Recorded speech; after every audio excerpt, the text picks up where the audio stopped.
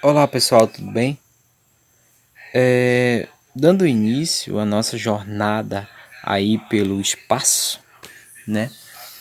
Vamos só relembrar alguns conceitos que vimos na aula passada. Então, vimos várias teorias que explicam a origem do universo. Uma delas é o Big Bang. Então, o Big Bang é uma teoria que explica que tudo que existe hoje, o espaço, o tempo, a Terra, o sistema solar, as galáxias, ou seja, o universo todo, tudo derivou de uma grande explosão. Então, tudo estava concentrado em um ponto muito pequeno, ultra denso, que por razões desconhecidas teria explodido e dado origem a tudo, tudo mesmo. As galáxias, os sistemas, constituindo aí planetas, estrelas, enfim. Com o passar do tempo, após a explosão, vimos também que o universo ele está se expandindo e ao mesmo tempo que ele está se expandindo, a temperatura está diminuindo, ou seja, o universo está se resfriando. Vimos que também após a essa grande explosão, esse Big Bang, teria dado origem às galáxias, como por exemplo aqui a nossa galáxia, que é a Via Láctea, e também os conjuntos de sistemas, constituindo estrelas, planetas. Então esse aqui é o nosso sistema solar. Mas na aula de hoje estaremos falando sobre a origem das estrelas, como surgiram aí as estrelas, como é que surgem uma nova estrela. Então as estrelas nascem, vivem e morrem. Então elas são formadas a partir de regiões interestelares que contêm gás e poeira. E durante suas vidas, as estrelas realizam reações termonucleares que convertem elementos mais leves, o hidrogênio e o hélio, em elementos mais pesados, como o carbono, o oxigênio e muitos outros. Então, quando estes elementos mais leves se esgotam, pode-se dizer que, de certa maneira, que a estrela começa assim a morrer. Então, a forma de uma estrela morrer depende muito da quantidade da matéria que ela contém.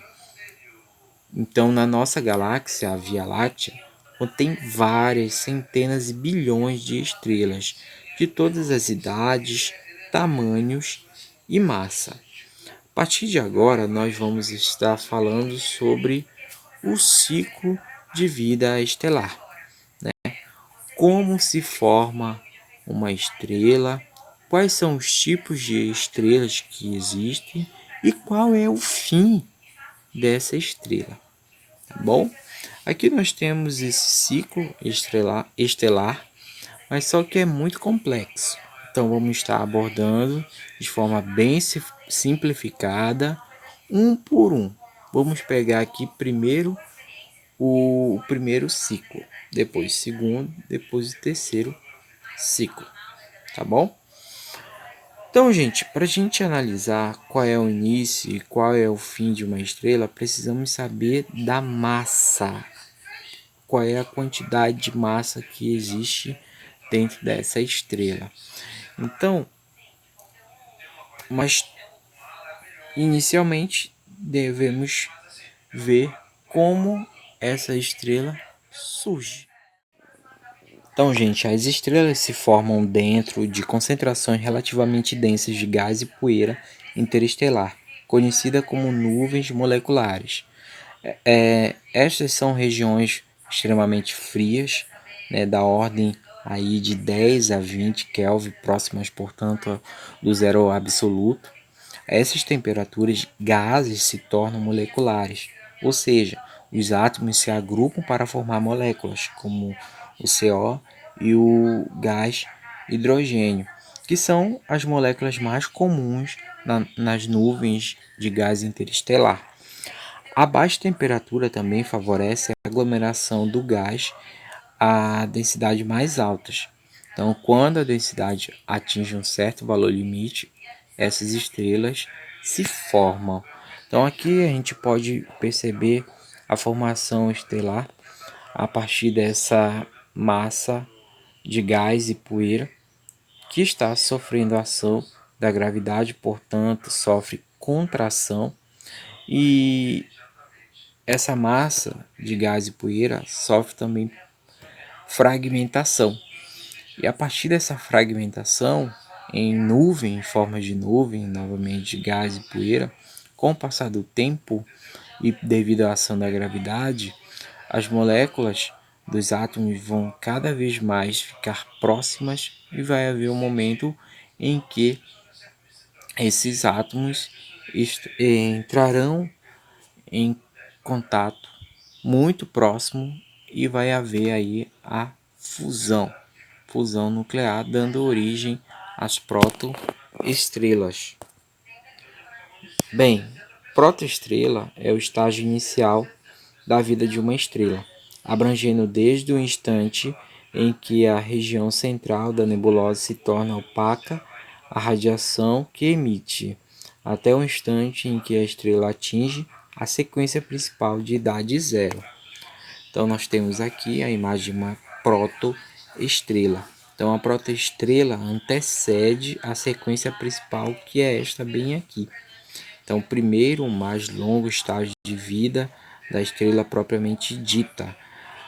Depois que ela deixa de ser uma protoestrela, durante essa fase, a estrela está fundindo hidrogênio em hélio no núcleo.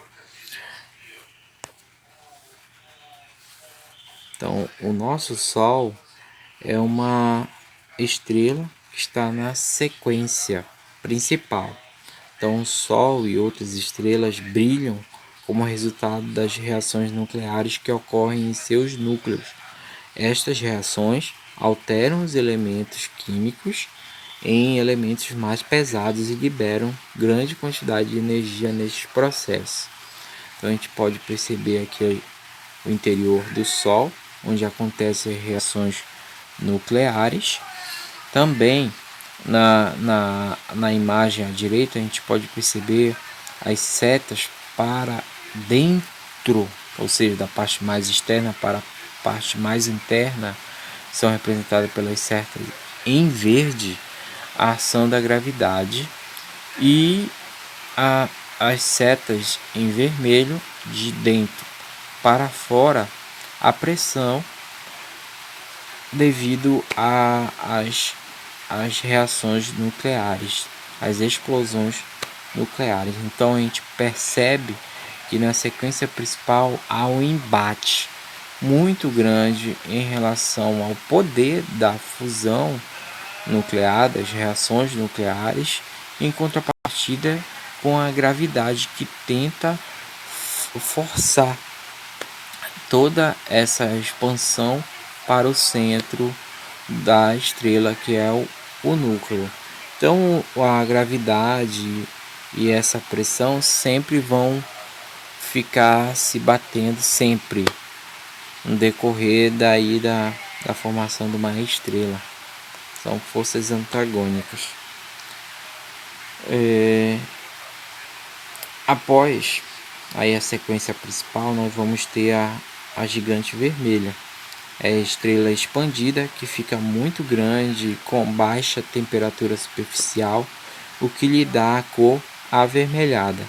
Estrelas gigantes avermelhadas já queimam todo o hidrogênio nuclear e agora tiram energia fundindo o hélio em carbono. Temos aí também a supergigante vermelha, que é uma estrela massiva, mais de 10 vezes a massa do Sol, um estágio avançado de evolução estelar. Pode ser até 1000 vezes maior que o Sol e milhares de vezes mais luminosa. Existem supergigantes em todos os tipos espectrais, uma supergigante provavelmente se transformará numa supernova mais tarde. Então nós temos aqui uma supergigante, né, a estrela mais brilhante da constelação de Órion, é uma supergigante vermelha chamada de Beta Glued. Então nós temos aqui uma comparação do nosso Sol, que está na fase de sequência principal, uma gigante vermelha e uma gigante maior vermelha, uma supergigante. A comparação aí entre elas. Gente, a gente pode perceber que a estrela, com o passar do tempo, ela vai aumentar a sua massa e vai aumentar também o seu tamanho. Então quer dizer o quê? Que ela vai ocupar espaço no local onde ela está. Então ela pode, nesse aumento, estar engolindo de certa forma, entre aspas, aí, planetas que estão ao seu redor, como a gente pode perceber aqui. Quer dizer o quê? Que um dia o Sol vai virar uma gigante vermelha e uma super gigante vermelha, possivelmente. E quando isso acontecer, alguns planetas próximos dele, do Sol, irão ser sucumbidos por ele, simplesmente destruídos. O primeiro planeta que vai ser atingido é o planeta de Mercúrio, que é o planeta mais próximo do Sol. Por conseguinte, Vênus. E qual é o terceiro planeta? A Terra. Enfim, esse é o nosso triste destino. Nebulosa planetária. Fase pela qual passam estrelas do tipo do Sol. Quando, após a fase de gigante vermelha, ejetam seu envelope externo, que se espalha por uma região do tamanho do Sistema Solar, a estrela central posteriormente se transforma em uma anã branca. O termo nebulosa planetária foi dado porque alguns desses objetos se parecem com o planeta Urano, quando olhadas através de um telescópio pequeno. Então quer dizer o que? Se uma super gigante vermelha não atingir, digamos assim, o nosso planeta Terra, mas vai acontecer uma explosão, né, que vai ocasionar aí a formação de uma nebulosa planetária que vai atingir o nosso planeta, enfim, todo o sistema solar. Então essa aqui é uma nebulosa planetária. A anã branca, estrela quente de baixa luminosidade que está no seu estágio final de evolução. Ela esgotou sua fonte de energia nuclear e colapsou a um tamanho similar ao da Terra, ou também menor, contendo uma massa similar à do Sol.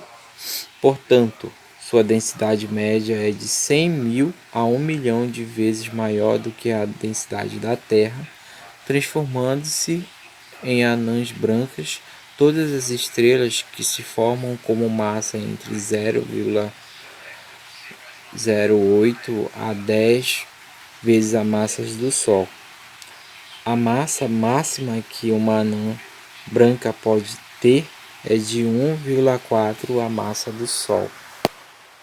Então nós temos aqui uma anã branca em comparação aí com o tamanho da Terra. São bem próximos. Então uma anã branca pode ter o tamanho da Terra, pode ser menor que a Terra, pode ser também um pouco maior que a Terra. Então a anã branca que nós temos mais próxima, visível, é a Sirius A. Também temos aí a Sirius B, a sua acompanhante, a anã branca. Bem, gente, aqui nessa situação nós temos o ciclo de vida estelar para estrelas um pouquinho mais massivas em relação ao nosso Sol, tá? Já conhecemos o que é nuvem de contração, protoestrela, sequência principal, gigante vermelha, supergigante vermelha. Agora vamos ver aí a supernova. Então, estrela que sofre um aumento espetacular em sua luminosidade devido a uma explosão catastrófica de seu núcleo. Existem dois tipos de supernova: supernova tipo 1 e supernova tipo 2.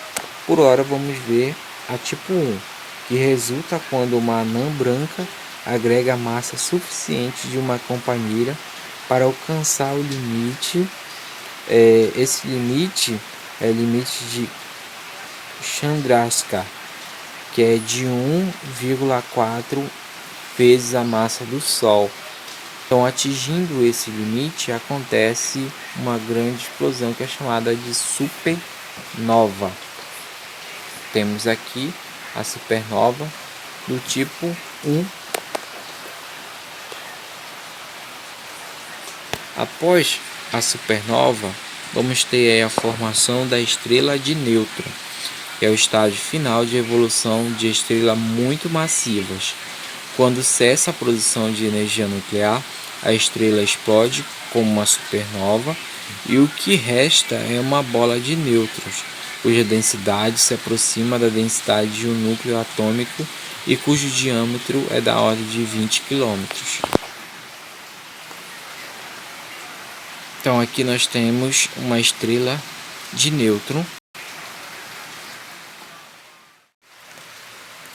Este outro ciclo de vida estelar envolve estrelas muito, mas muito massivas, da ordem de 25 vezes o tamanho do Sol, do nosso Sol. Então você já conhece aí a nuvem de contração, a protoestrela, a sequência principal. Aí temos uma coisa nova, que é a estrela de Wolf e Rayleigh. Essa estrela ela envolve a etapa evolutiva de estrelas de massa muito, mas muito grande, muito alta, em que a estrela apresenta forte perda de massa a um envoltório de gás e poeira. Então quer dizer o quê?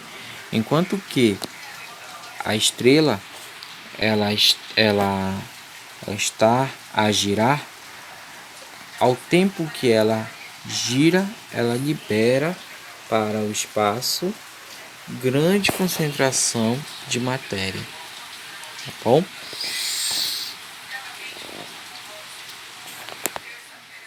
Então vamos ter aí, com o passar do tempo, uma nova explosão que é chamada de supernova, estrela que sofre um aumento espetacular em sua luminosidade devido a uma explosão catastrófica em seu núcleo. Portanto, esta supernova é do tipo 2. O que difere? Então, difere que esta supernova resulta do colapso de uma estrela massiva contendo de 10 a 20 massas do nosso Sol.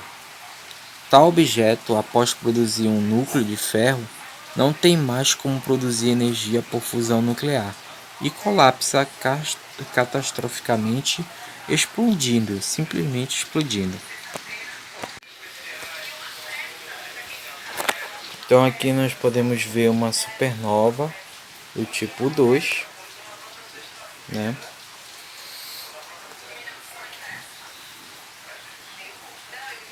E logo depois a essa supernova tipo 2, vamos ter a formação de um buraco negro, que é a região do espaço onde a gravidade é tão grande, mas tão grande, que nada, nem mesmo a luz, pode escapar dele. É um possível final de evolução de estrelas muito massivas. Então, estrelas muito massivas darão origem a um buraco negro. Então, como a gente viu, o buraco... Nesta imagem podemos observar o poder destrutivo de um buraco negro.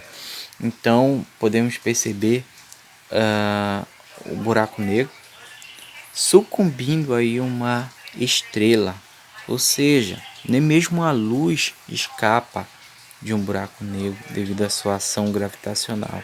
E com o passar do tempo percebemos aí com as imagens que a própria estrela ela não suporta tamanha força da gravidade, em que as forças de maré do Sol acabam colapsando esse astro. Ele entra em colapso e ele é totalmente aí destruído pelo buraco negro. Então, gente, chegamos ao final da nossa aula. Eu esqueci de falar para vocês qual é a página que vocês podem estar seguindo aí no livro. Então, essa aula você pode estar observando aí no livro na página 230, 231 e 232 do seu livro. Não temos atividades ainda nessa aula, porém resolvam a atividade da aula passada, do dia 14 de abril, tá bom? Fiquem atentos aí para novas informações e resolvam as atividades, tudo bem? Fique com Deus e até a próxima, gente.